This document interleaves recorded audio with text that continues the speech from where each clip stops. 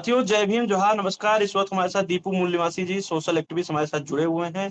1 जुलाई को भारत बंद का ऐलान किया गया है। दीपू मूल निवासी जी के पेज पर बाकायदा इसके बारे में डाला गया है कि जो 1 जुलाई को भारत बंद किया जाएगा।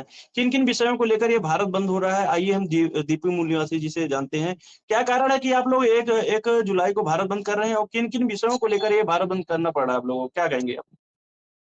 1 जुलाई 2025 को भारत मुक्ति मोर्चा, राष्ट्रीय पिछड़ा वर्ग मोर्चा, इन तमाम संगठनों द्वारा बावन में श्राम राष्ट्रीय अध्यक्ष जो हमारे बहुजन नायक हैं, उनके आह्वान पर ये भारत बंद 1 जुलाई 2025 होने जा रहा है, जिसमें प्रमुख मुद्दे हैं उसमें केंद्र सरकार द्वारा जाति आधारित जनगणना न करने के विरोध में ये भारत बंद हो रहा है। ईवीएम मशीन के विरोध में बैलेट पेपर के समर्थन में ये भारत बंद हो रहा है। महाबोधि महाविहार बचाओ, ब्राह्मणों से मुक्त करने के विरोध में जो है भारत बंद 1 जुलाई 2025 को होने जा रहा है। और अभी बीच में अमित शाह द्वारा बाबा साहब का जो अपमान किया गया था, उसके विरोध में भारत बंद हो रहा है। वक्फ बिल, जो मुस्लिमों का जो वक्फ बिल संशोधन विधेयक 2025 के विरोध में भारत बंद हो रहा है। और कर्मचारियों की पुरानी पेंशन बहाल न करने के विरोध में भारत बंद हो रहा है। और सरकारी विभाग का निजीकरण करने के विरोध में भारत बंद हो रहा है। जी, बात की जाती है जब आप लोग भारत बंद करते हैं तो लोगों पर एक ये कहा जाता है कि आप लोग मोहल्ला बंद नहीं कर पाते, भारत बंद की बात करते हैं। इस पर क्या जवाब देना चाहेंगे आप? भारत बंद का जो मुद्दा होता है, ये जो इन तमाम विषयों में हम लोग भारत बंद करते हैं, तो ये मोहल्ला बंद करने का मामला है। भारत बंद इतना ज्यादा सफल होता है, लेकिन ये टीवी और पेपर जो ब्राह्मणी मीडिया है, ये जो हम लोग दिखाना नहीं चाहती।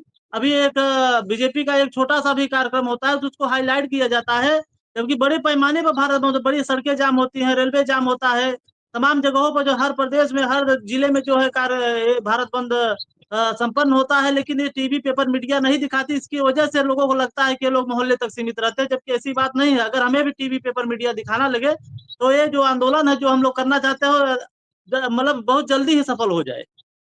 जी, दीपू जी, बात ही की जाएगी अभी वर्तमान में आप जिस परिस्थिति को देख रहे हैं, आप लोग सोशल मीडिया पे बकायदा बहुत सारी बातें करते हैं, ज़मीनी लेवल पे काम करते हैं।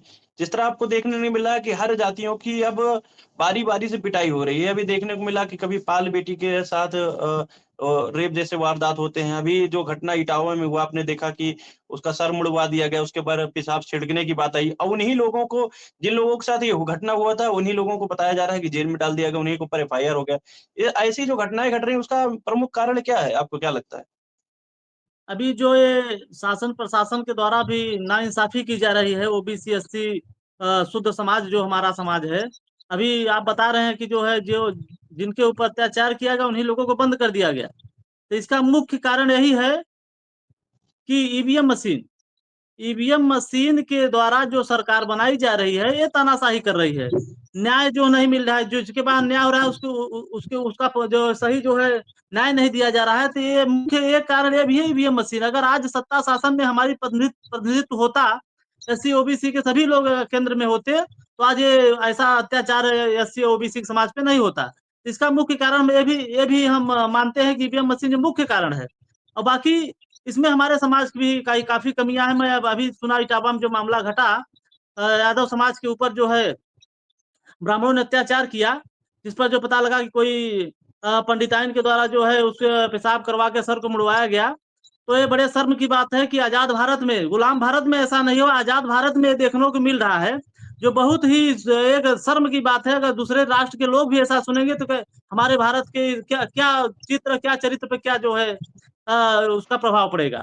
तो बहुत ही जी, सोचने की बात है। लेकिन एक हिंदू राष्ट्र का एक मान लीजिए शुरुआत है। जी, और इसमें जिस तरह ये जी, पिटाई बार-बार हो रही सभी जातियों की, तो फिर भी वो धर्म की चाशनी में डूबे हुए लोग हैं। अभी कांवड़ यात्रा होगा, बड़े पैमाने पे यही एससी, एसटी, ओबीसी के लोग लाइन लगाकर कांवड़ यात्रा में जाते हैं। बेरोज़गारी इतने बड़े पैमाने पे, उस पर किसी का ध्यान नहीं खींच रहा। क्या कहेंगे आप?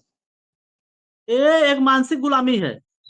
हमारे वहां में शाम साहब कहते हैं कि शारीरिक गुलामी चली गई, मानसिक गुलामी जो है हमारे समाज के ऊपर जकड़े हुए है। तो मानसिक गुलामी की वजह से मामला हो रहा है कि हम लोग जो है धर्म के नाम पे, जाति के नाम पे पीटे जा रहे हैं। वही हम लोग ढो भी रहे हैं उसको।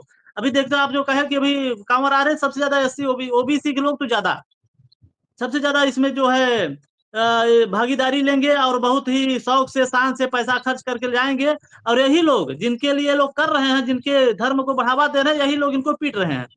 तो इसी को मानसिक गुलामी कहते हैं। मानसिक गुलामी जब तक हमारे समाज की नहीं जाएगी तब तक समस्या जो है बरकरार रहेगी। इसलिए मानसिक गुलामी जाना बहुत जरूरी है। हम लोग मानसिक गुलाम है, इसका फायदा ब्राह्मणवाद ले रहा है।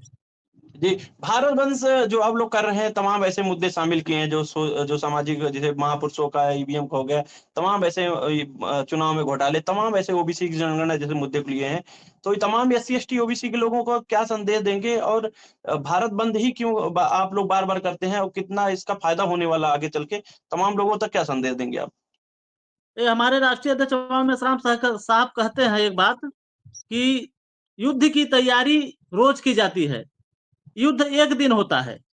तो हम अभी ये युद्ध की तैयारी कर रहे हैं, इस आंदोलन की तैयारी कर रहे हैं। आंदोलन नहीं हो रहा, आंदोलन की तैयारी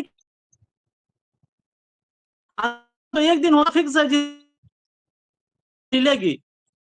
वहां मेश्राम साहब हमारे टारगेट दिया जो 2030 तक इस आंदोलन को सफल करना ही है, और इस आंदोलन को सफल करके ही हम लोग रहेंगे। इसके बाद चाहे जान की बाजी लगानी पड़े।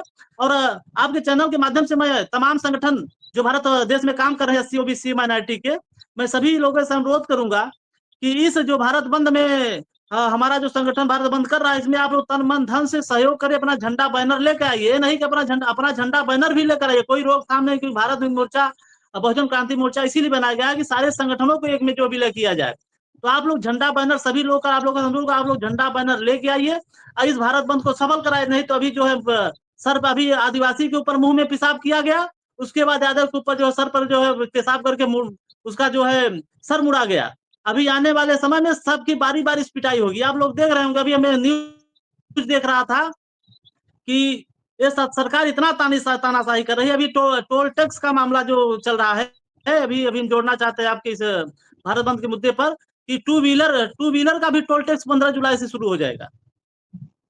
मतलब कि एकदम गरीबों को एकदम परेशान करने पर तुली कि गरीब ही खत्म हो जाए तो गरीबी खत्म हो जाएगी। एकदम परेशान कर तुली है सरकार, फिर भी हमारे लोगों को समझ में नहीं आ रहा है।